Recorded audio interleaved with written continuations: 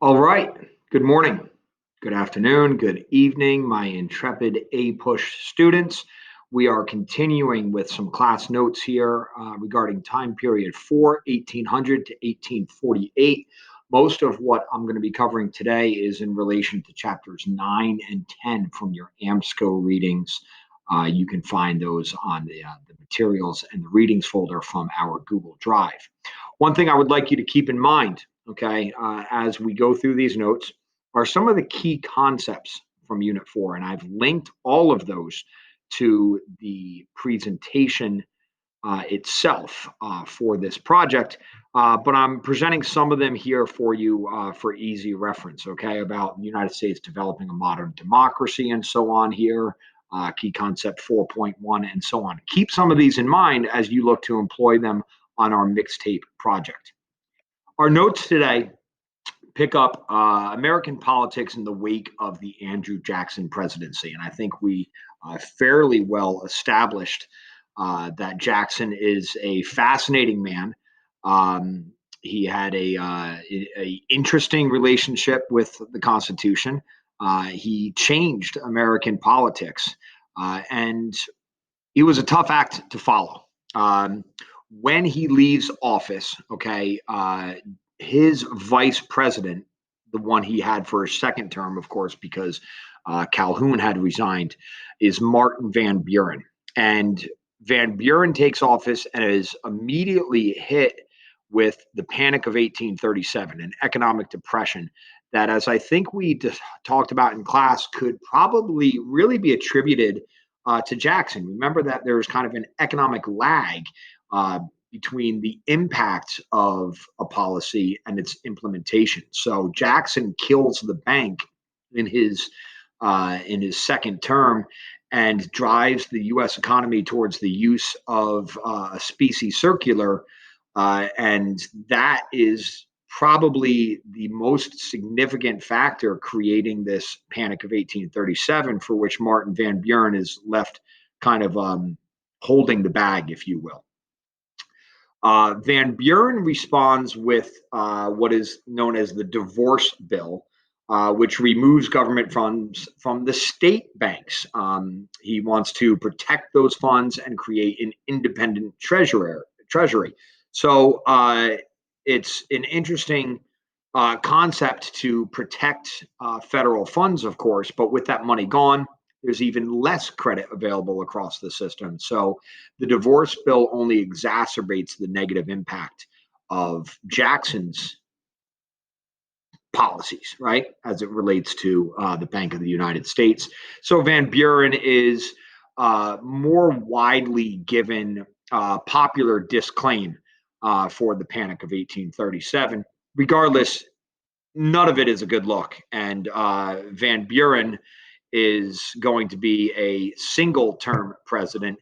He gets trounced in the election by William Henry Harrison. Okay, and remember we had talked about him before as a war hero, Battle of Tippecanoe, and Harrison goes on to kind of portray himself as a man of the people. Drinking hard cider and lives in a log cabin. It wasn't true. He's a kind of a blue-blooded Virginian, um, but he's another kind of barroom trivia question here for the shortest tenured president ever. Some people with that reputation of him being a man of the people questioned his intellect. And he wanted to demonstrate his intelligence by rambling on for hours upon hours in his inaugural address. He wanted to demonstrate he was a tough man at the same time, so he wore no coat in the freezing rain. He caught pneumonia and he dies.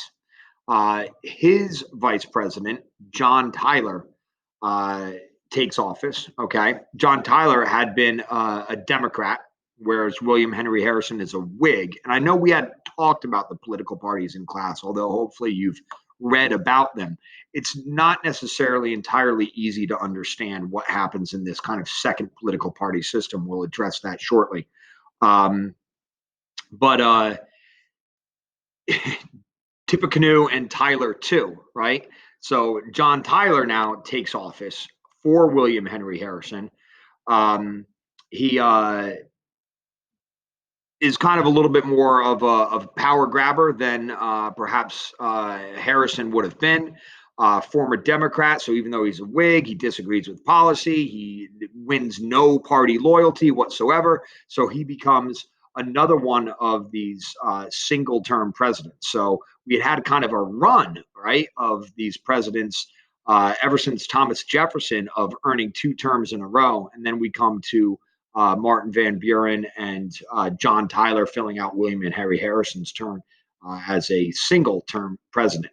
Okay, so these political parties that I made reference to, I want you to pay attention to the video that I'm going to provide for you on this slide. Okay, and take notes as if it were class. I think the video can do a better job of laying out what we're getting into on these political parties than I could.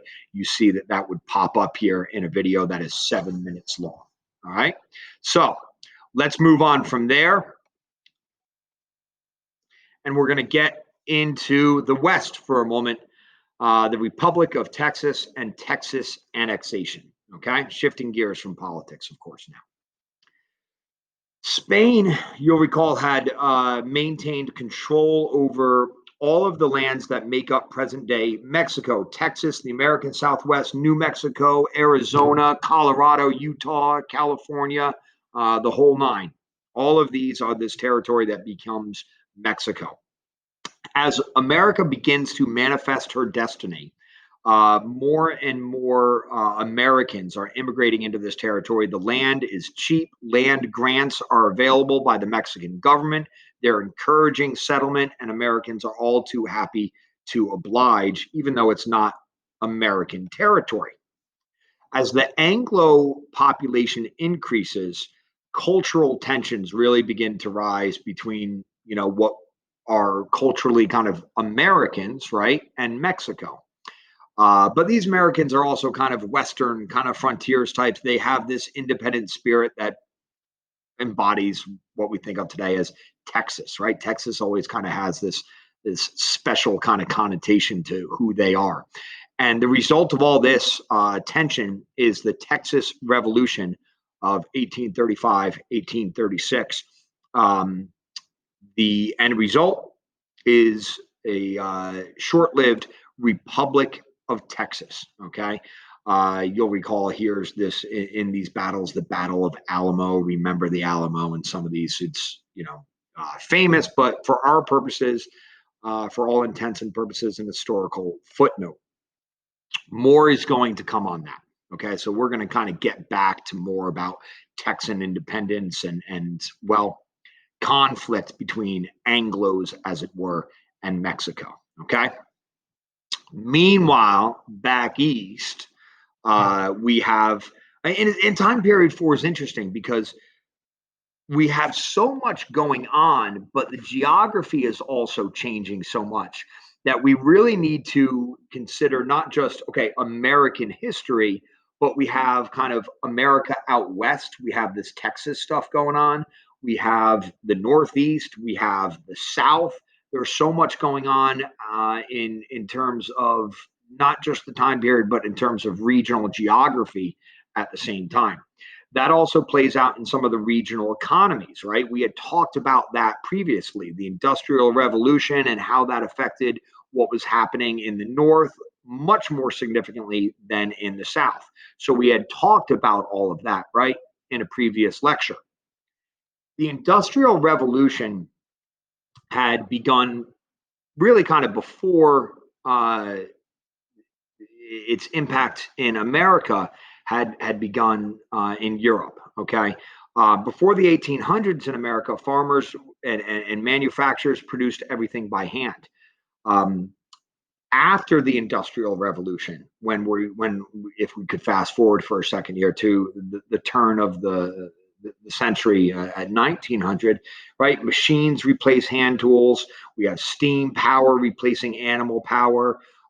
There's a lot of farming still, but a lot of it is mechanized, right? And the economy begins to function more and more on manufacturing. So We're going to see a vast, great impact on American culture and economic factors as a result of this industrial revolution that we have to consider during this time period and into time period 5 and 6 for sure. Mechanization is a big piece of the industrial revolution. It's just it incredibly increases productivity. Okay, the speed at which companies are able to produce goods.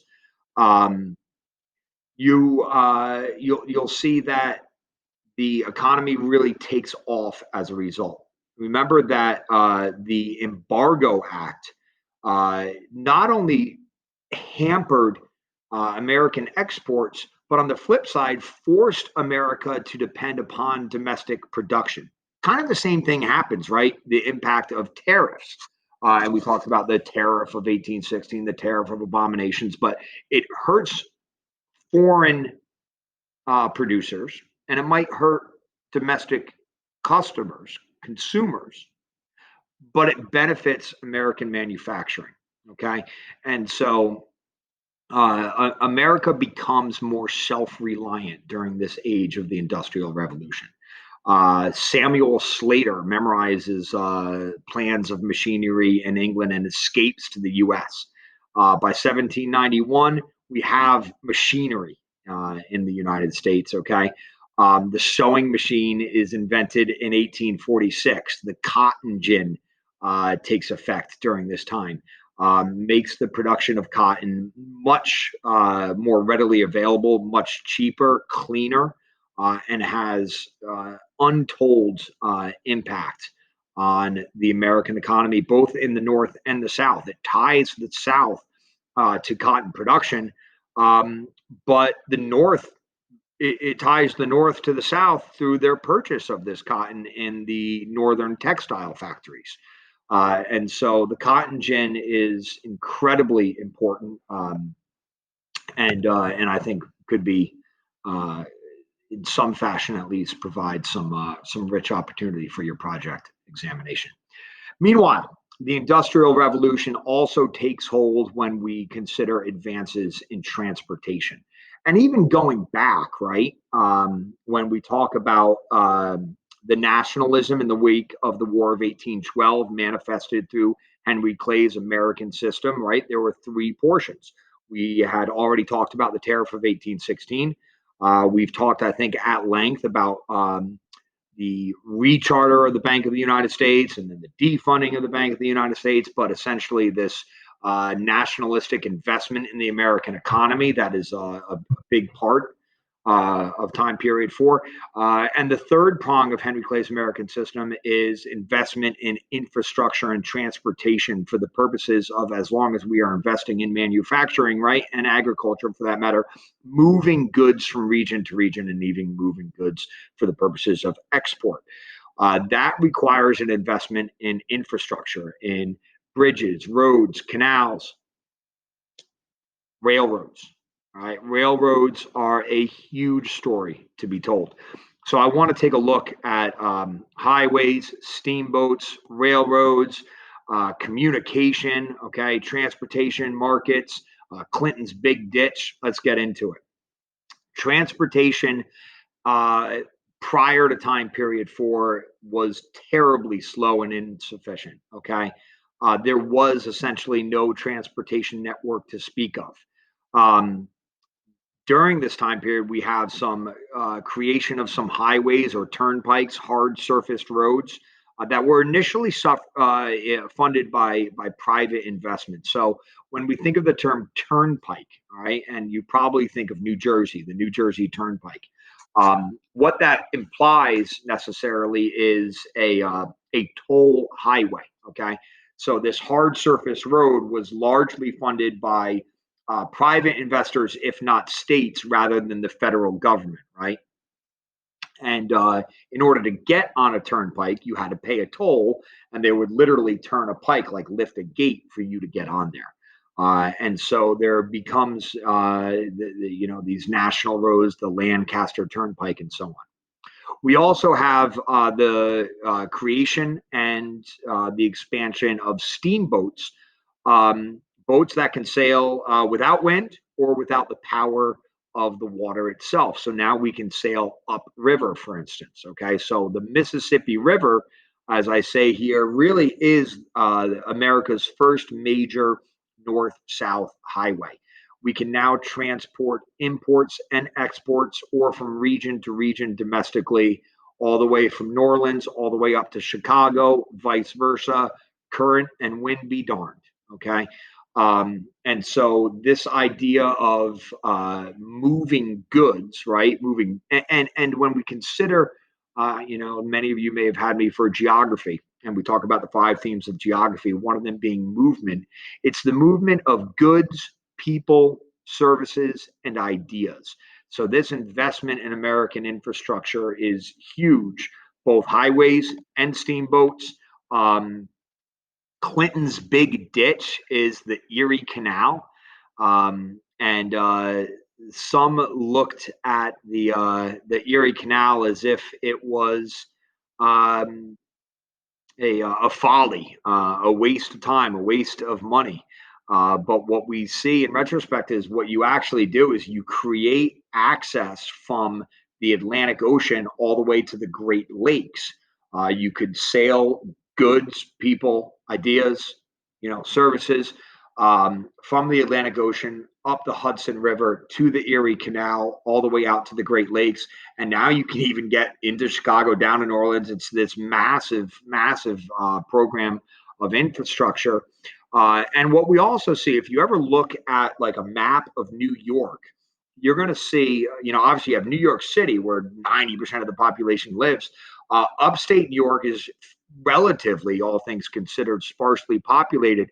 But most of the cities in upstate New York, you'll find approximate a certain distance within the Erie Canal as the Erie Canal travels from east to west out towards the Great Lakes. So it sparks a building frenzy in upstate New York. It sparks a building frenzy in the shipping industry, and it sparks a building frenzy of other canals in our nation. Railroads are a massive, massive story of time period four. First introduced in 1828, fairly inefficient, but over the next 30 years, they are constructed across the country. Three-quarters of the railroads are built in the American North, right? Because we've been talking for a while now about these regional economies, and it's incredibly notable, right, that these regional economies are going to play a role, right, with the South being agricultural, the North being a manufacturing based economy. That's going to play a role when we get to the Civil War, guys. Well, railroads are deemed more necessary and more important where more manufacturing takes place and where larger population centers are beginning to build up as a result of that, because there are more jobs in manufacturing. So three-quarters of the railroads are built in the American North.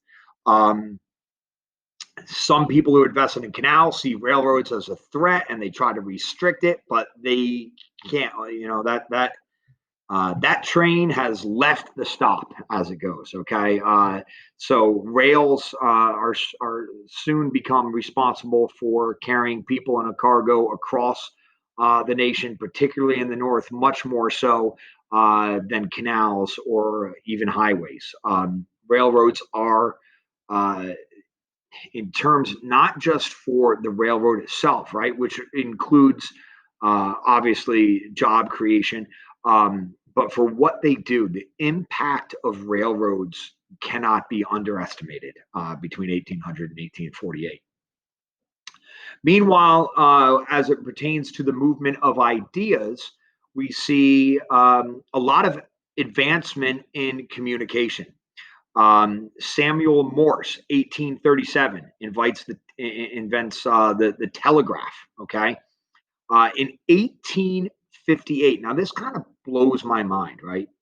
In 1858, which I know we kind of consider as like ancient history, a cable is pulled across the Atlantic Ocean from Newfoundland, from Canada, the granted the far eastern reaches of Canada, Nova Scotia type area, right?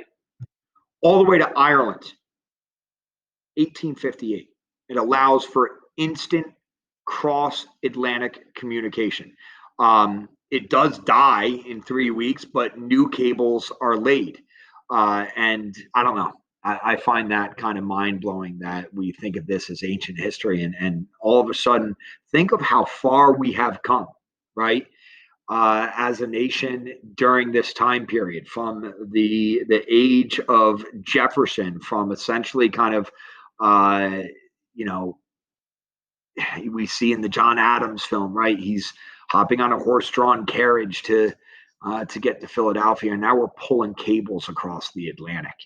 Out west, the Pony Express kind of tells a sentimental story of communication. I think as little kids, kind of playing cowboys, right?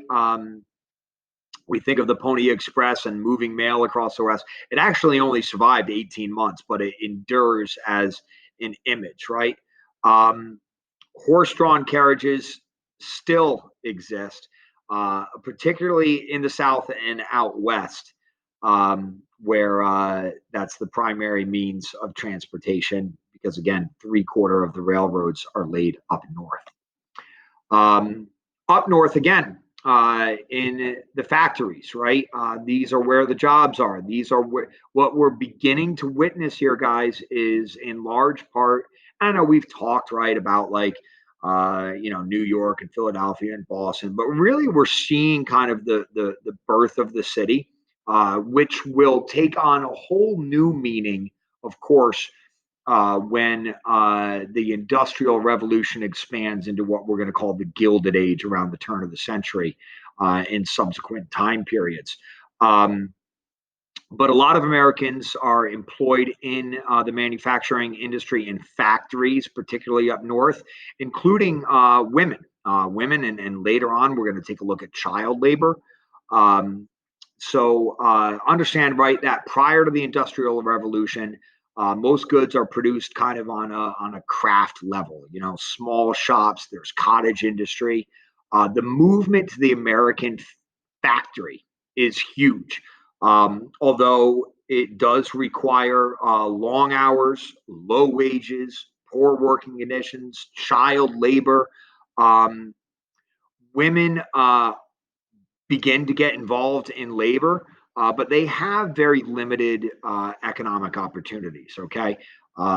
Oftentimes, there's this associated with this time period, this notion of the cult of domesticity, that women should be, servants, teachers, nurses.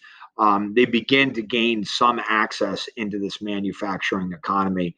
And of course, that's going to continue to evolve. So, again, once again, we see kind of the seeds, at least, of a lot of change taking place here.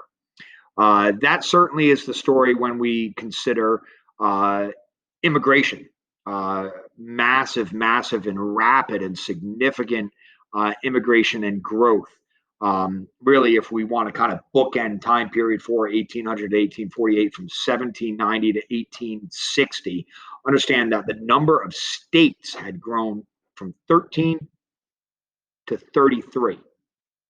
Population had increased from less than 4 million to over 31 million people. And this is just in 70 years.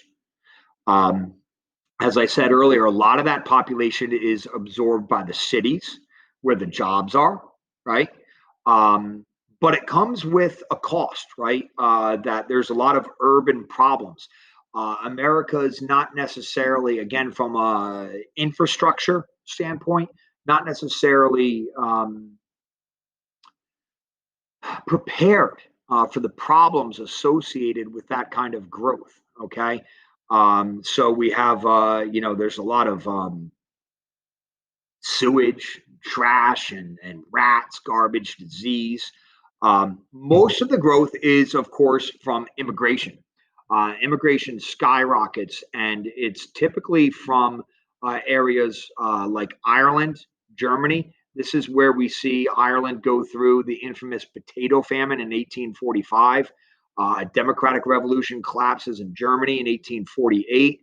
And as a result, we're going to see, because these immigrants are a little bit different from the Anglo immigrants of the past, of just the English, right? And every time we see in American history a demographic change in immigration, we see some domestic backlash, all right? That the latest immigrants are not always welcomed into this notion of an American melting pot. This is, again, another concept that we see seeds planted of that we want to explore a lot further when we get to the turn of the next century in 40, 50 years here. Um, but we see an element of it here with the creation of the Know Nothing Party. So this is a political party that grows during really about the 1840s. It's due to a rise in nativism, a favoritism, right, for those who had already been in America, American of kind of more English ancestry. Um, Protestant as opposed to the Catholics coming from Ireland. And the Know Nothings start out as a secret society and they become a political party. What does the Know Nothing mean? Well, when they were a secret society, if somebody had asked if you were a member of the Know Nothing, if you were a member of that, you would say, well, I know nothing. Okay. They kind of come out of the closet, as it were, and we see the creation of the Know Nothing political party. To give you some, at least one kind of visual representation of what we're talking about here in terms of population growth, um, you can see between, again, from 1790 to 1860, we grow from about 3.1 million whites and non-whites population, slaves and Indians less than a million. So under 4 million total to growing towards over 31 million. And the growth of the non-white population um, grows exponentially in raw numbers, although it decreases, right, as a percentage basis. But we are seeing some significant demographic shifts in American history over these, 40, 50, 60, 70 years. Again, I want you to keep in mind a lot of our key concepts, all right, that will be available for you to explore on your project as we look at some of the facts and the figures and the trends taking place in time period four. Again, we opened up with the political scene in the wake of Andrew Jackson. We run into what, for all intents and purposes, could be qualified as some fairly inconsequential American presidents, uh, at least considered in the shadow of the giants that were, Thomas Jefferson, James Madison, James Monroe, Andrew Jackson, and so on. And then we got, of course, into the Industrial Revolution, innovations in technology, agriculture, commerce, right? Transportation, how this transforms the American economy. I think, in particular regard, right, that the Industrial Revolution had a greater impact on the American North. Keep that in mind than it did in the American South. Although the impact of the cotton gin in the American South is incredibly important as well. We see throughout time period four, right, in terms of foreign affairs, key concept 4.3, significant growth of America as a world power, as an economic power, and as a political power. So, some fascinating stuff taking place and some really significant and rapid change taking place during time period four. I would like you to watch one more video, please, about the Industrial Revolution, immigration, labor, transportation. I won't click on it here for you guys to see at home, but you can pause and watch this video. This is from a mini series called The Men Who Built America. And so it's kind of a docudrama, if you will, but it's really well done. And I think it's nearly impossible to overstate the impact of the Industrial Revolution, the rapid changes of immigration, the changes in American labor force and transportation during this time period. So please check this out. If memory serves, this is about a 6-minute long video. Okay. All right. If you're back from the video now, I hope you've got some more rich material to consider for your mixtape project. My reminder about that today is to make sure you follow the format that I laid out for you. You're going to discuss, and you see with the hover here that this is linked back to your project sheet. But for each of your 5 events, you're going to say what event you're talking about. Clearly, this is not a time period 4 event. This is time period 7, in fact. But you're going to list what event you're talking about, the song, the A-Push theme, the key concept, a synopsis of the song and how you connect the lyric. And remember, for at least 2 of your songs, you are going to provide both a document, which you are going to identify as a primary or secondary source, and then you are going to analyze it appropriately using a hip hop sheet for the primary document and a secondary source argument deconstruction template for that secondary source. That's what this one here would be. Okay, so please follow that format. Make it simple. It's laid out for you there. Okay. Uh, Remember that the final piece we're going to be working on is you have to come up with an album cover. I've just put up a couple of great famous examples of some album covers here for you today. Perhaps my favorite of all time, Shakedown Street by the Grateful Dead. But have some creativity, employ something for, full credit of how you can get creative, have some fun, and incorporate some history into your album cover. Don't forget to do that. All right. Um, and I'll talk a little bit more about how we're going to do the art gallery presentation of this a little bit later. Okay. But that's all I got for you for class today. I hope you enjoyed the videos. I hope you got something out of the notes. And I really hope that you see there's some incredibly rich history and rapid changes taking place during time period 4. That's all we got for you today, guys. Thank you so much. Take care.